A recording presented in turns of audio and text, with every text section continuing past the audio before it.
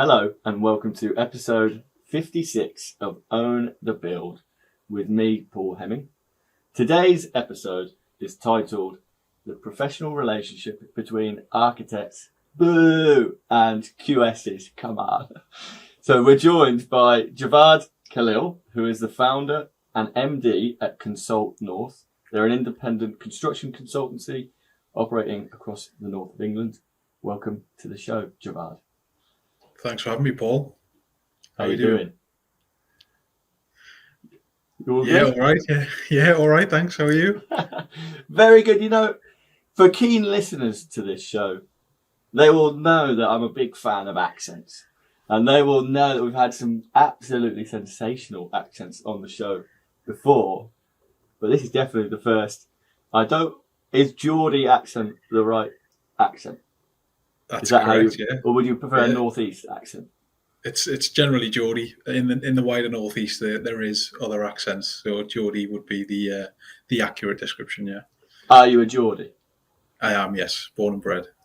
Excellent, excellent. Well, I have to say, I am a big fan of the Geordie accent. I think it's a good one. So I'll have to check with the producer, our producer, Umar, after the show to see just where you rank. So I'm sure he's got some kind of system going on in terms of accents, but I'm a big, big fan. So it's great to have you on the show. I'm really looking forward to chatting with you. For everyone who is listening, who doesn't know who you are, introduce yourself, talk about you and your experience today. Yeah.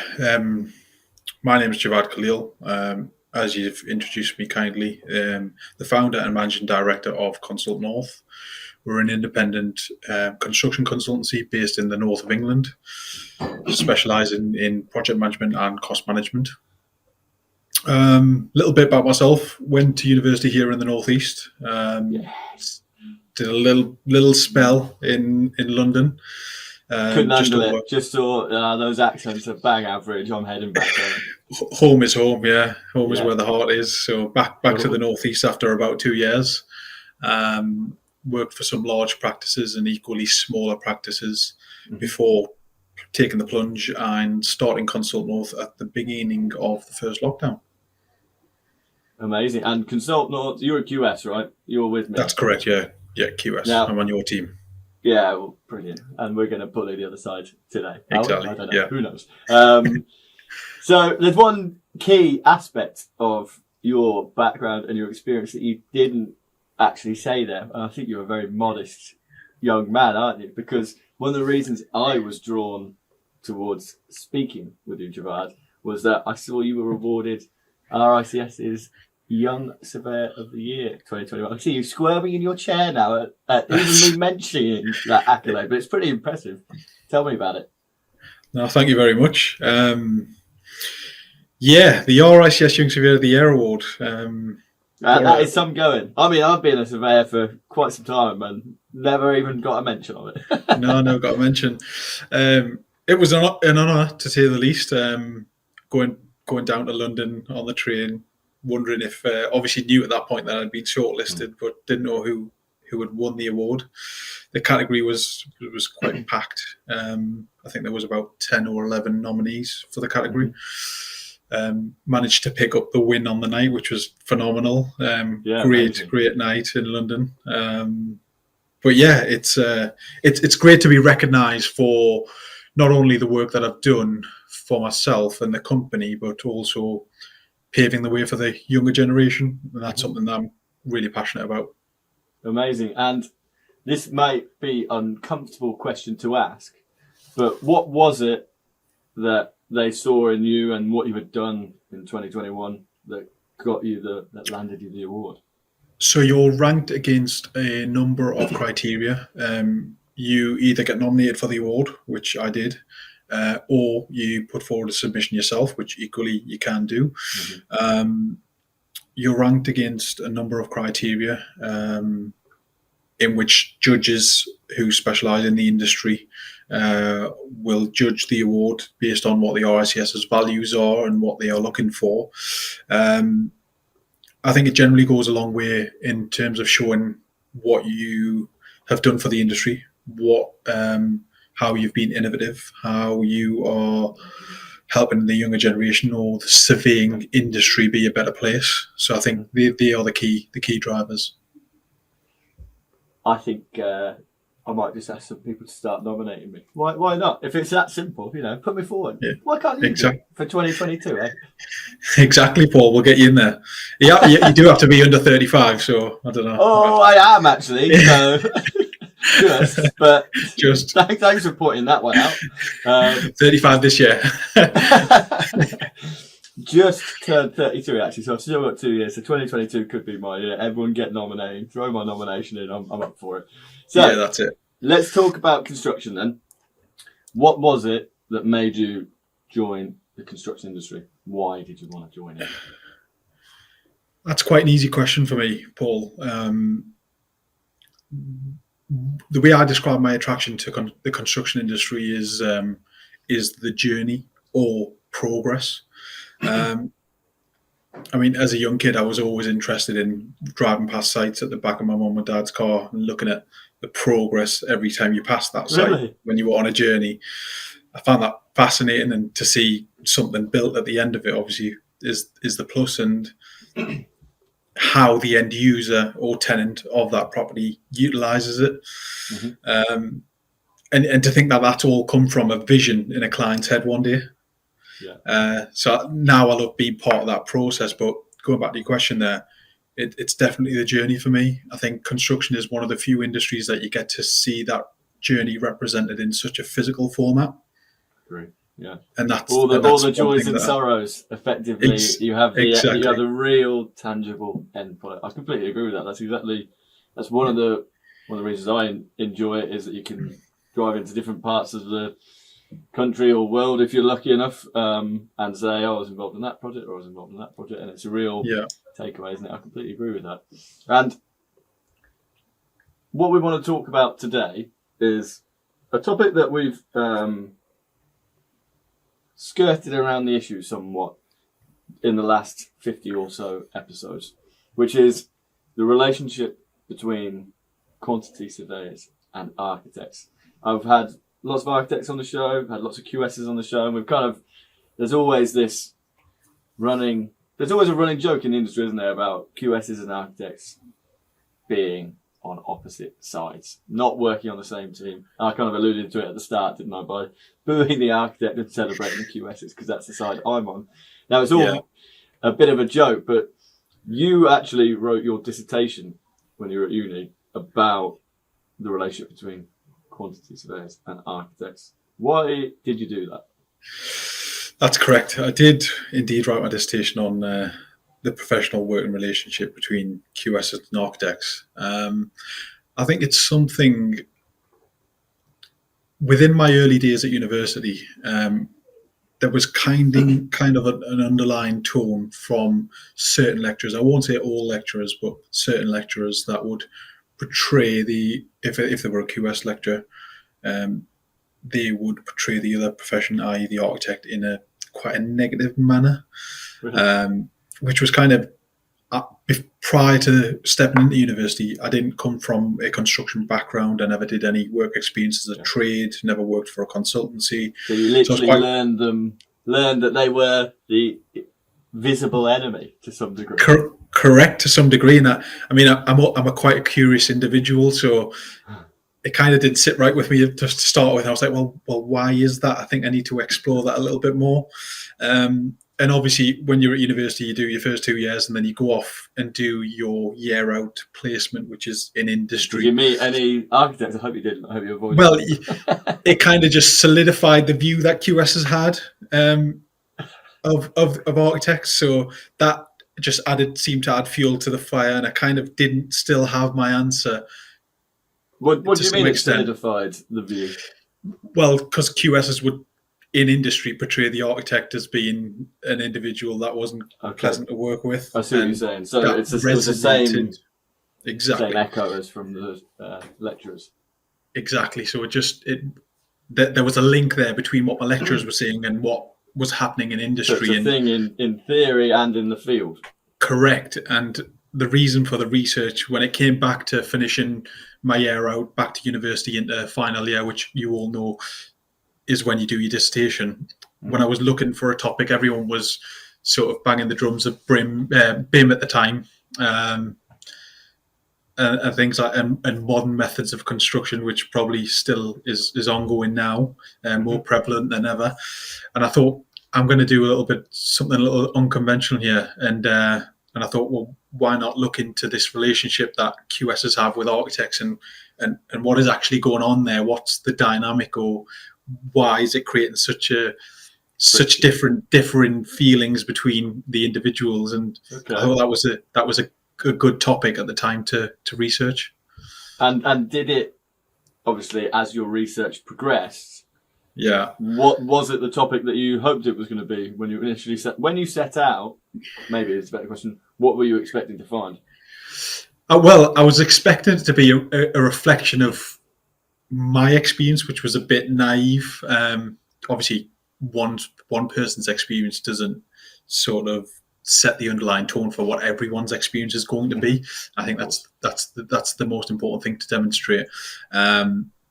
But it was just interesting to see the views of others, and I think that's the biggest thing that came out of doing the research, was how others felt and whether they had the same experience as I had. And so, were you interviewing both QSs and architects? That's correct. So when I eventually did my questionnaire to collate the research, that went out to both quantity surveyors and architects. And do we like each other? See, the thing is, we do, and I think I'll come on to the points in terms of why there's the friction there, or what was cited to be the most common issue. And I think when you look at those common issues, you would expect there to be some friction there. I think, like, if we strip it back to basics rather than talking a little bit cryptic here in terms of research purposes, a QS can't do their job without an architect. I think everyone will sort of testify to that. Definitely, I couldn't. Yeah. So, having said that,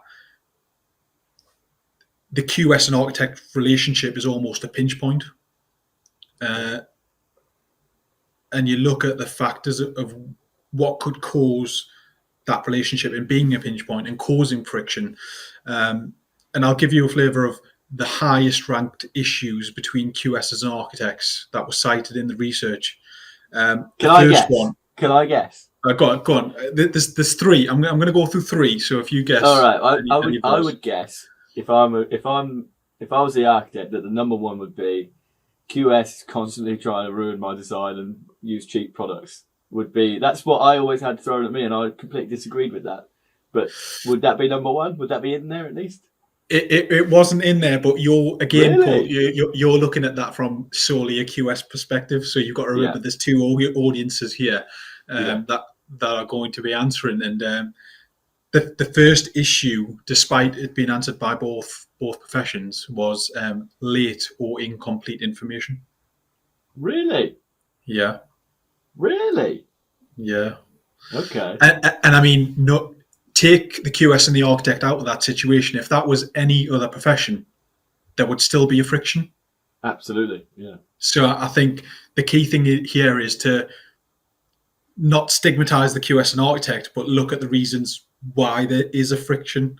It's not because one is in charge of cost and one is in charge of design. It could be something as simple as there's late and incomplete information. And as part of the research, that was the number one cited issue between QS and architects. And two and three? I can't believe mine's not in there.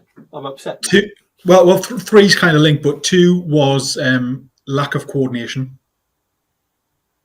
That was number two. Would be a QS's frustration with the architect not leading the coordination of the design. That's correct. So obviously, architect in general speaking terms, they are the lead designer on projects. So they're responsible for coordinating all the information, whether that be from the interior designer, the structural engineer, the mechanical engineer, just making sure that design comes together and it all works. So lack of coordination was cited as the second highest issue that QS and architects had. And the third was design inadequacies. Okay. Fine. And yeah. the And thing, design go on, sorry. inadequacies, you could say that kind of relates to what you're saying, i.e., budget being one and the design saying something else. Because you're kind of pushing, you're pulling away from one another. As an architect, you want to protect this concept that you have, and you want to deliver as Yeah, beautiful a project as possible. Which, in my experience, so does the QS. Oh, if we go back to what you said at the very start about I want that yeah, tangible thing that I go into another city and say I did that job and it's beautiful and it's great. We want the same things as well, right? It's just we have a separate restriction that we're measured on whether or not the job is profitable or otherwise, right? So that's our challenge. But it's not that we don't want a good project. We do. exactly. And I mean, with what you've just said there, I'll come on to the number one cited mitigation measure was cited to be collaborative working. So Okay. what you said there is a direct reflection of what the industry thinks should happen to mitigate these issues that we have got. They think that collaborative working is the number one method to get rid of all the issues that QSs and architects have together. That feels a bit too broad for me. Collaborative working. What were they really saying? What they were really saying there was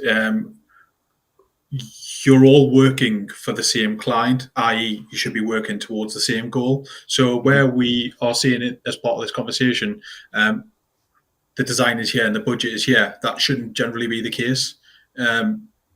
Your design should be a direct reflection of your budget, and likewise, if you're working for the same client, they've only got one pot of money to spend and one building to build generally. So those two should work hand in hand. And the only way to do that is if you work collaboratively. You can't have one person designing the Hilton and the other one pricing for a travel lodge, for example. And I think that's the easiest way to explain that. I like that as an example. Usually people say like a Ferrari and a Mini, but a Hilton and a travel lodge I like a lot. Really interesting. I'm really enjoying this, and I think what I would like to understand now or next is kind of how that has then shaped how you operate. But let's do that right after the break now. So I've been reflecting on that first half, and it was a very enjoyable conversation, apart from the fact that you had a jab about how old I look. But, we can move past these things. I think we can move past it. I'm not dwelling on it. It's the important thing. I'm moving on. But I'm still secretly very, very upset. So... This is sorry about that. Yeah, I can't let it go, mate. You'll understand this about me. So, what I'm interested in is that you took this unique. You didn't go for BIM. You didn't go for modern methods of construction. You thought, I'm going to explore the psychology of someone who I'm going to be working alongside constantly. I'm going to explore that relationship and learn what the problems are with that relationship, and it will make me a better person in my career. Now, you've just won that award that is so incredible, and you're thinking about these relationships at the very early stage of your career. So it strikes me that this might part of that thinking that has shaped you into the person that you now are must be a very good thing. So tell me how your relationship is defined with architects now on projects that you work on.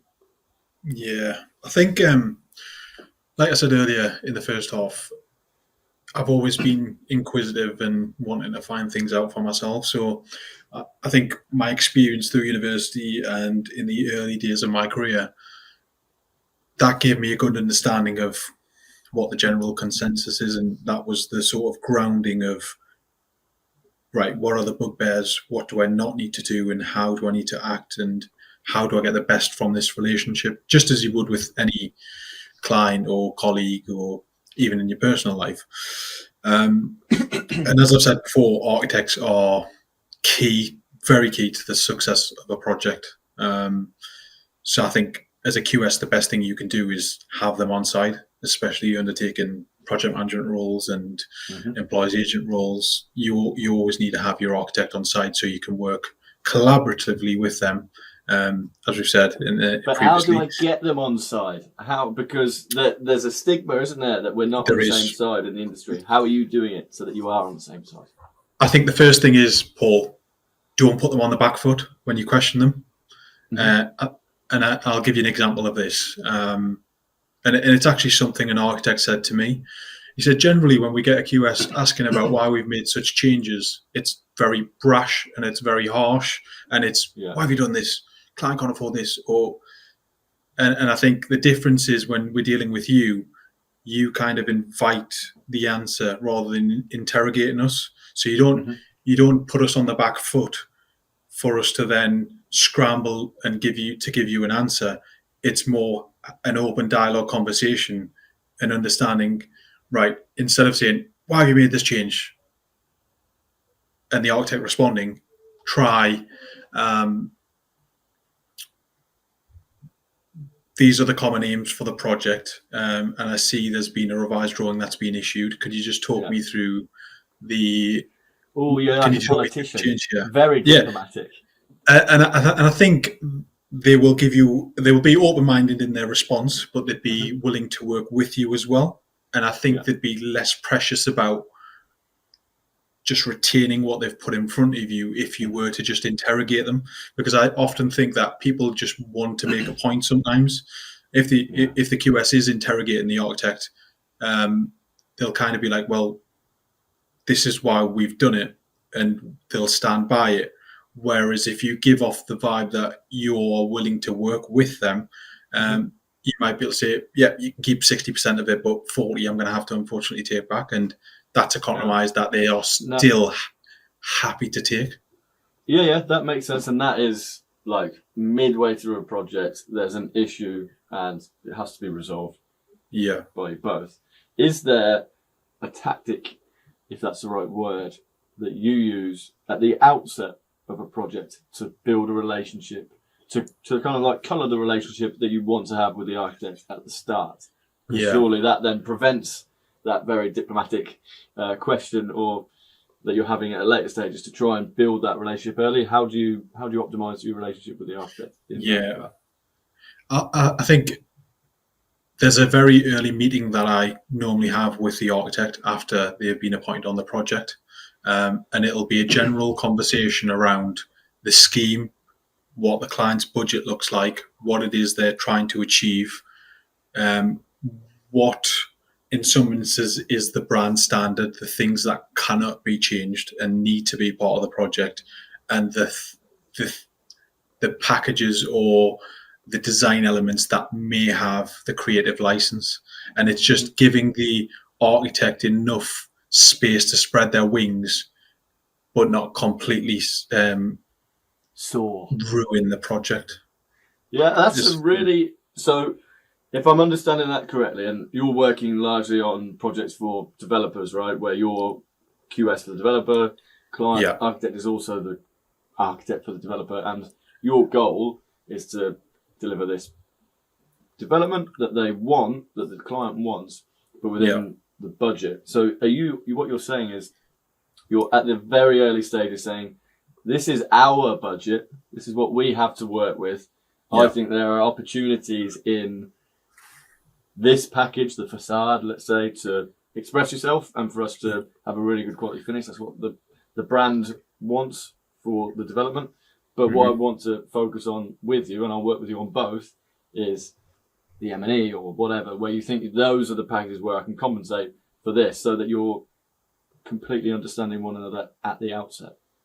Yeah, that's correct. Yeah, so you give them a little bit of leverage in terms of the packages that they would really like to put their stamp on, but equally you say these are the areas which is this is what needs to be done in those areas. So just be mindful that we've got work to do here, but you can go away and work your magic in these areas.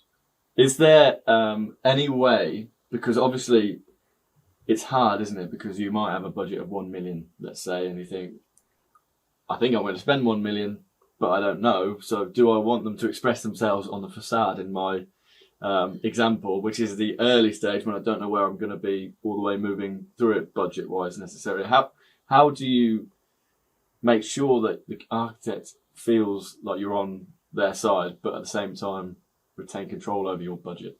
I think it's transparency.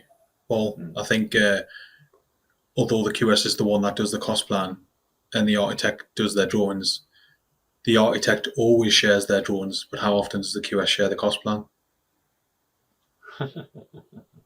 He said that, for all the listeners, he said that with such a wry little smile on his face. But I think it's true, Point, and again, it comes down to collaborative work, and it's helping the architect understand where the money is being spent. So, I mean, because how often do they look at figures? You will get the odd architect that will, but generally, no one gets into the detail of it. And I think it's showing them that you've spec'd such an item, and this is how much it costs. But if we reduce the specification for that of something that equally looks nice and still performs its duties, we could use that money elsewhere to combat other issues we're facing on the project. And it's having that conversation. And I must say, 99% of the time, it's been quite successful.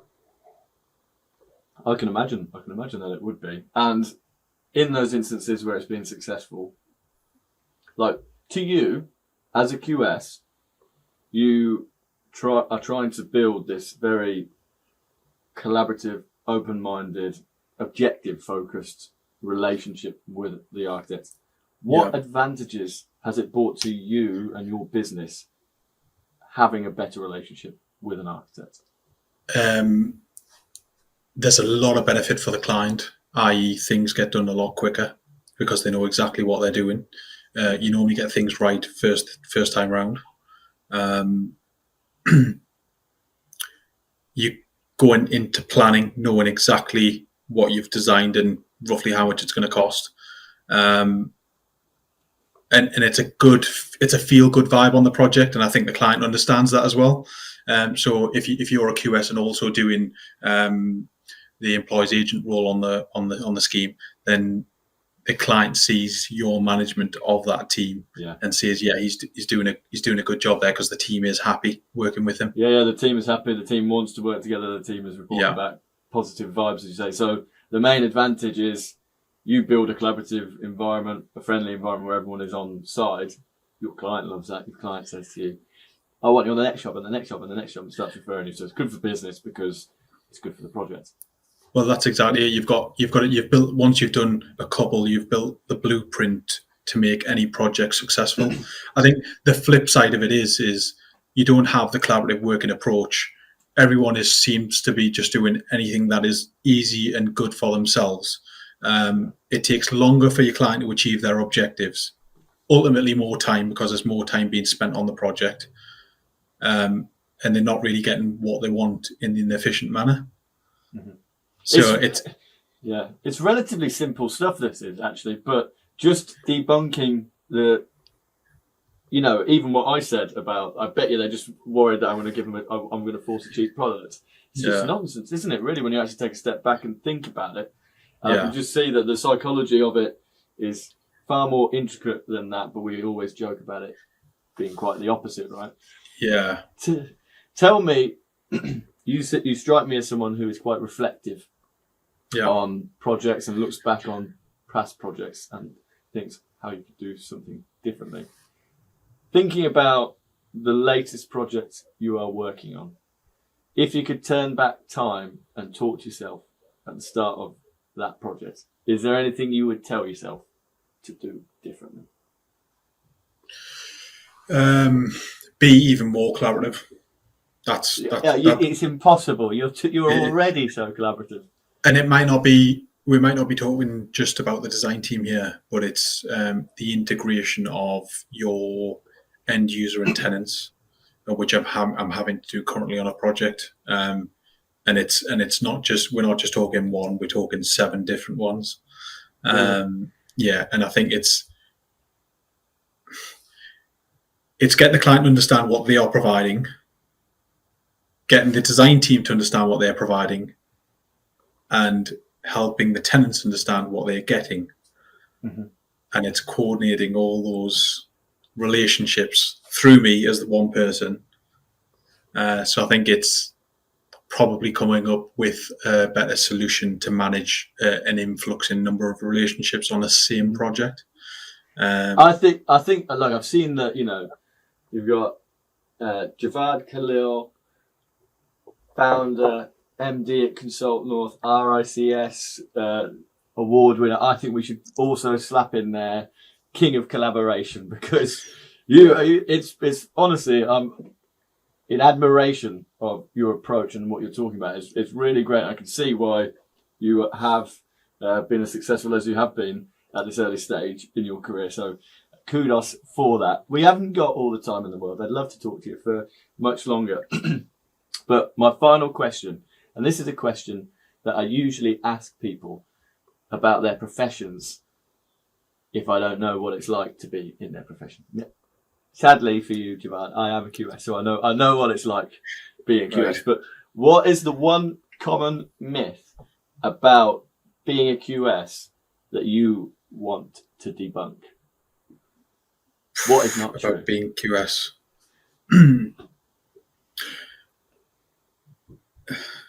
Thinking about it, there's a couple of general ones, so I'll start with them, because a lot of what I do is centered around the younger generation and attracting people to the profession and construction industry as a whole. So I think the first one is that. So the general one will be that not all construction jobs are dirty. Yeah, I think that's the big one, and I think as soon as someone mentions construction, it's all JCBs and builders and rigger boots. Yeah. Do you know what I mean? It's exactly. Exactly. So I think that's the first one. So that's for the guys, the guys and girls who are looking to get into construction and are wanting to learn more. There are other professional routes within the industry to pursue.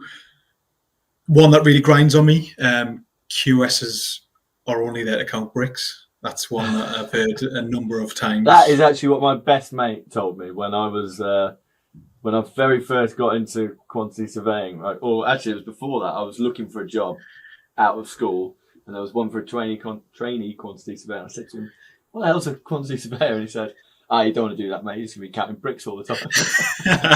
You still doing it though? Yeah, I don't listen to him too much. Yeah, and so yeah, that's the other one. That generally others in the construction industry as a whole will say that to you if they're not a QS. So that's one that grinds on you. And I think the last one is quite general, but it's also for anyone that's young and ambitious, and I think it's being young doesn't make you any less capable. Completely and utterly agree with that last sentence. And on that last sentence, I think we should end, because it's absolutely correct. And as I said before, you're an absolute star. I really enjoyed having you on the show. It's been fascinating talking to you, and kudos for everything that you're doing. Keep doing it. I'm a big fan, Javad. Thanks for coming on the show. Thanks very much, Paul. Thanks for having me. No problem. And Geordies forever, architects forever, QSs forever. Catch you next week, everyone. Cheers.